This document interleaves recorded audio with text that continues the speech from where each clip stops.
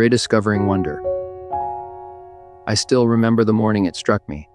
I was walking to work, rushing as usual, my mind tangled in deadlines and emails, when I noticed a little girl crouched by the pavement.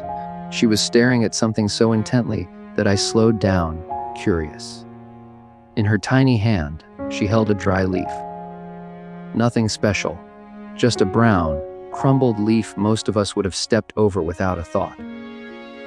But the way she looked at it, eyes wide with fascination, you'd think she had discovered a piece of gold. She turned it over carefully, tracing its veins with her fingers, smiling as if it were alive. I stopped for just a second, and in that second, I realized she was seeing something I no longer did. When I was a child, I used to look at the world the same way. A cardboard box could be my spaceship, a puddle my ocean, a pebble my lucky charm. Back then, nothing was ordinary. Everything was alive with possibility. But somewhere along the way, I lost that sense of wonder. I traded it for to-do lists, deadlines, and routine. That moment with the little girl stayed with me. I couldn't shake it off.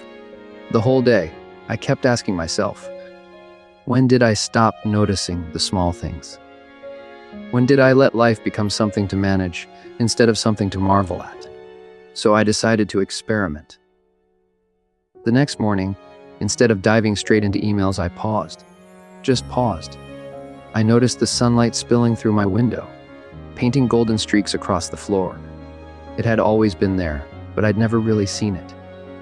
Later, while sipping my coffee, I slowed down enough to actually taste it. Rich, warm, grounding. A simple cup, but it felt like a gift. That week, I made it a point to ask more questions. Not just the big ones, but small ones too. Why do I always walk the same route to work? What story might that old building hold? What makes this moment unique? It felt strange at first, but soon I realized. Questions open doors that assumptions keep shut. I also began rediscovering the simple. One afternoon, I ate lunch without scrolling through my phone.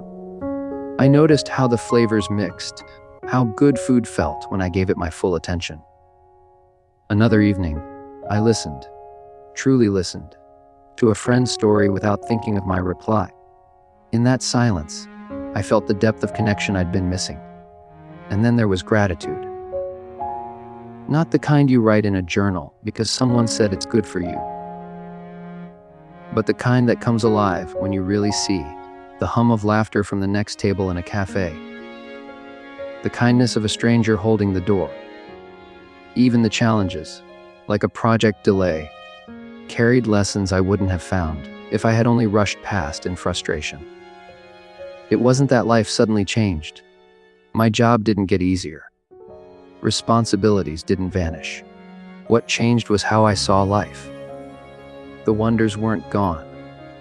I had just stopped noticing them. And when I started noticing again, it felt like rediscovering a part of myself I had long buried. Here's the truth I learned: life doesn't need to be extraordinary to feel extraordinary. The world hasn't run out of wonders, sometimes. We've just stopped paying attention. But when we pause, ask, rediscover, and notice with gratitude, we open ourselves to a joy and perspective that was always waiting for us. So today, I choose to see the extraordinary in the ordinary. I choose curiosity over assumption, wonder over hurry, presence over distraction. And maybe, just maybe, that's what it really means to live with eyes wide open.